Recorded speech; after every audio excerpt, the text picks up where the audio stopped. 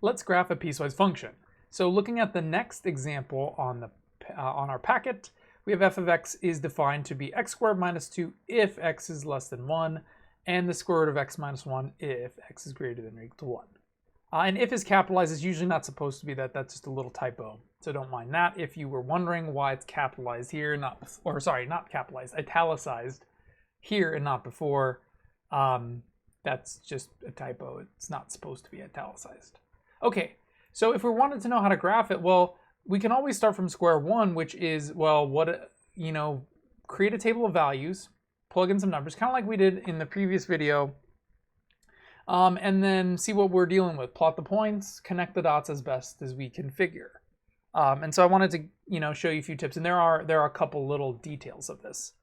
So again, if I'm looking at my grid, I can see I have from -10 to 10 in both the domain and range.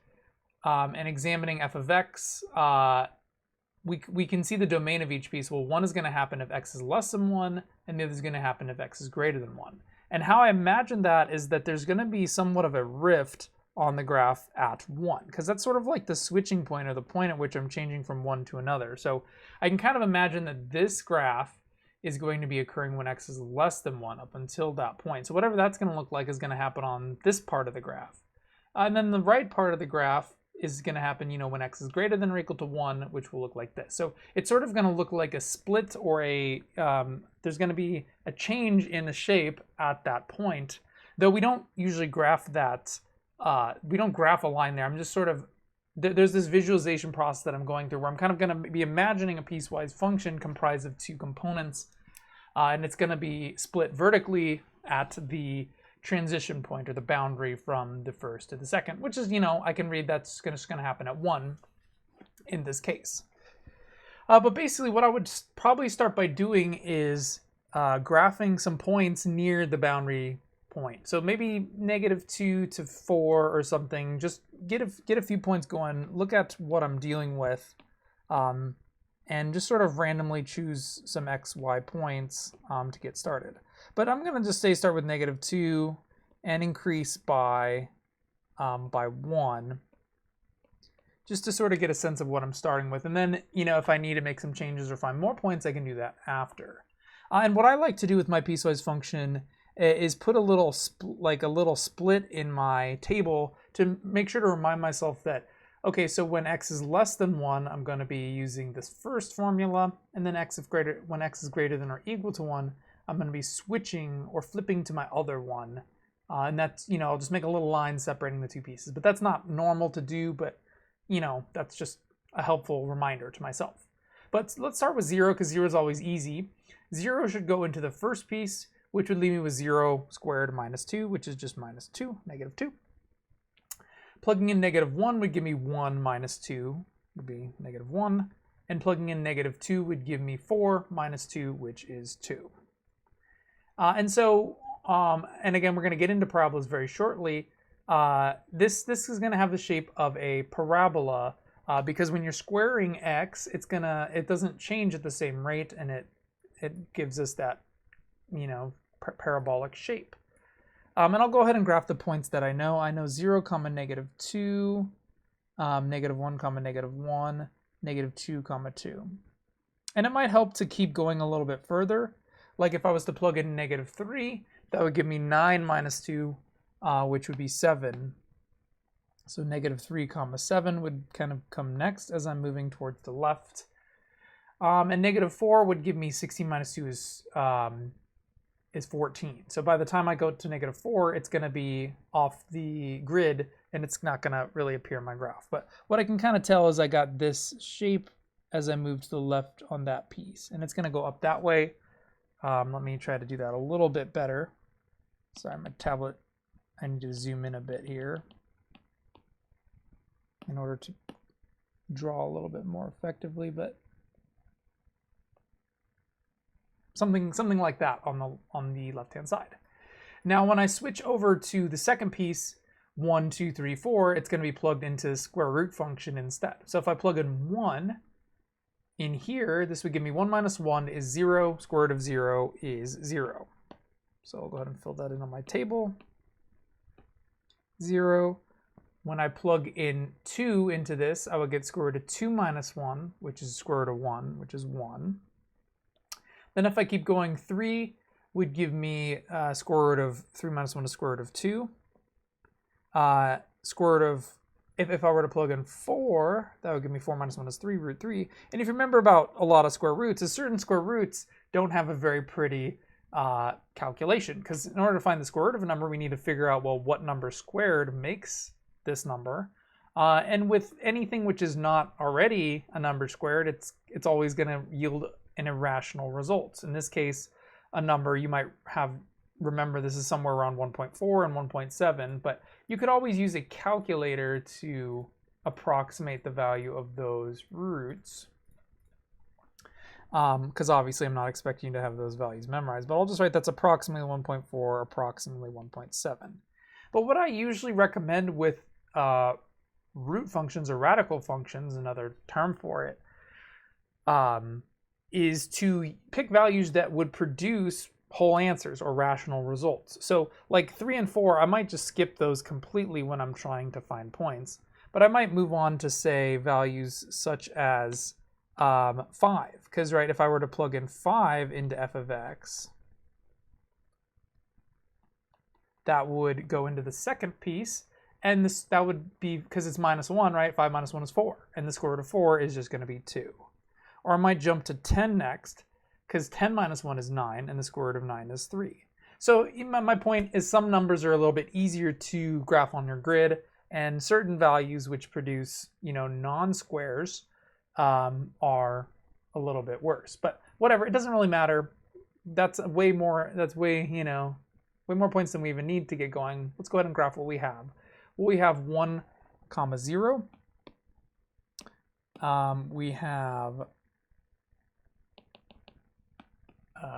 2, 1. We have 3, 1.4 approximately, which would be about there. 4, 1.5. Skipping to 5, 2. And again, then when we go to 10, we'd have 10, 3. But basically, we have, reviewing what a graph of a square root function looks like. Well, actually, it is the same shape as the graph of a square function. A square function has the shape of a parabola. A square root function actually has the same shape, but it's sideways. And it's actually always just half a parabola because, as we mentioned before, a horizontal or a sideways parabola cannot be a function. But the square root is a function because it is just part of a parabola. And if you recall, there's a strong connection between squares and square root functions. They're inverse functions. We're going to talk more about what that means in a couple weeks. Well, they're not technically true inverses, and we're going to get into that. It's a little bit of a frustrating thing. But anyways, they have the same shape, just they are sideways, or they have a certain symmetry to them, which we'll talk more about later. But anyways, if we connect the dots for the second piece, we get sort of a similar shape. It's just going sideways instead of going up to the left.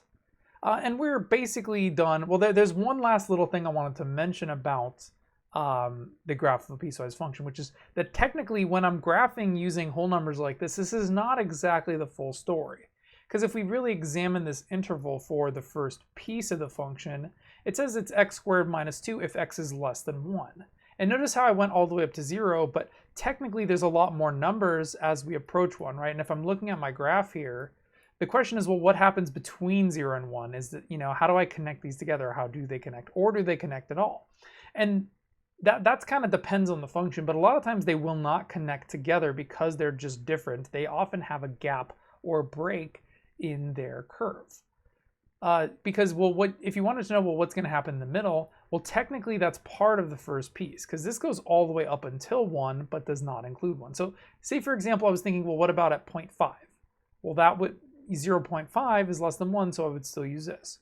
Or what about 0.7 or 0.9 or 0.99?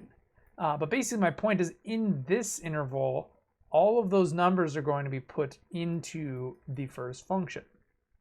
And actually, it's going to go all the way up until 1, where it will stop and switch over.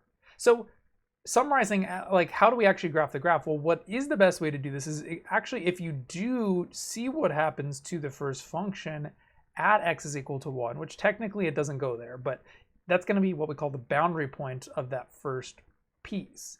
And basically use an open circle on it to finish the first piece. So sort of as an aside, I would plug in 1 into the first piece, which is technically not part of the function, just to see what would happen at the boundary. And so that would give me 1 squared minus 2, which is 1 minus 2, which is negative 1. And basically, what I would do is I would plot that point on the graph, but it would not be using a closed circle because it's not part of the graph, but we're going to be using an open circle. And remember, open circles are commonly used when something goes all the way up until it, but does not include it, right? Because that's what how we graph x less than 1 on an interval. We graph it as all the way going up until 1, but not including 1. And the same thing happens here.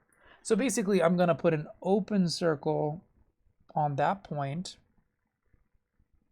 which is 1 minus 1. Let me zoom in a bit so I can make this look a little bit better on my tablet. So right there, and that again is an open circle, and the curvature is going to move, going to continue all the way up until it. Because the left half, or going up until 1, had the shape of a parabola, notice, a parabola usually looks the same on both sides. But in this case, we're sort of cutting it off at 1 because we're switching from that graph to this graph. And basically, we create what's called a break or a discontinuity in our function at that point. But how I can kind of imagine it is the first part of the domain, x is less than 1. Notice that that's what is the domain of this piece, right? Because as I'm graphing it, it just sort of stops at 1, which is exactly how we'd write the interval. It's a continuous line which opens at 1, meaning it stops, and it does not include it.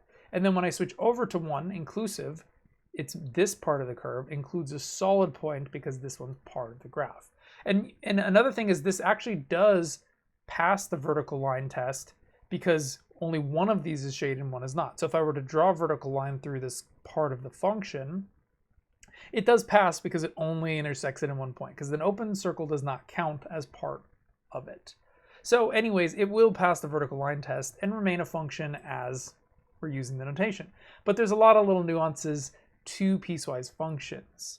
And just to finish with this video, another common type of piecewise function is the absolute value function, which if we create a quick graph of, because I don't want this video to get too long, this is a less commonly known definition for the absolute value.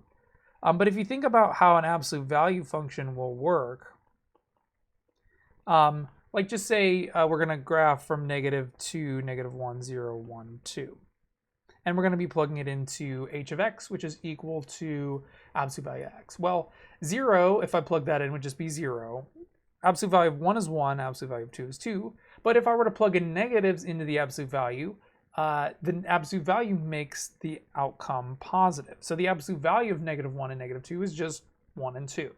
So we get a fairly simple relationship where the absolute value just removes any negativity from the equation. What happens in the graph of an absolute value, which I think we looked at one of these in a previous video, basically, well, we'd have 0, 0, 1, 1, 2, 2, and the same thing would happen 3, 3, 4, 4, because it doesn't actually change the value of the number, it just takes its absolute value. And on the negative side, well, negative 1 would result in positive 1, negative 2 would result in positive 2, and so on. Negative 3 would result in positive 3. What we get is a very sharp V-shaped graph, which is not a parabola, but sort of similar. But notice how the absolute value is actually comprised of two different lines, which that's kind of the explanation of the definition of the absolute value as to why does it work the way it does. But sometimes it's helpful to think of absolute value functions using their piecewise definition, especially in more complex situations. Like I just wanted to kind of compare these values to how we'd write it in a piecewise sense. And notice what it says is that absolute value of x is equal to x if x is greater than or equal to 0. Or in other words, an absolute value function is just going to produce the input when it's positive. It will not change it. And then the second component says that the absolute value of x is equal to negative x if x is less than or 0. This is the one that's often a little bit trickier because it's like, well, why does it become negative? Doesn't the absolute value always produce a positive? But if we think about it, it's only going to be negative x if x is already negative. And since if we plug in a negative into here, that would give us a double negative, and it would actually change it back to positive. So if you wondered, well, how do I express making something positive in a mathematical sense? Well, really, that's what negative x does, is change it to a positive. Like, let's say we're plugging in an h of negative 2 into the absolute value. That would be absolute value negative 2, which we all know is 2. But if we use the piecewise definition here, we'd plug it in this part because, you know, the domain input value is less than 0, so it's going to go in here. So we'd have negative x, and since x is a negative input, negative 2, what we get is double negative 2, which is, of course, positive 2. But anyways, technically, this is a more correct way of defining what an absolute value does in an algebraic sense, which is why there's so many little confusing aspects to absolute values in equations and such. Anyways, that's it for this video.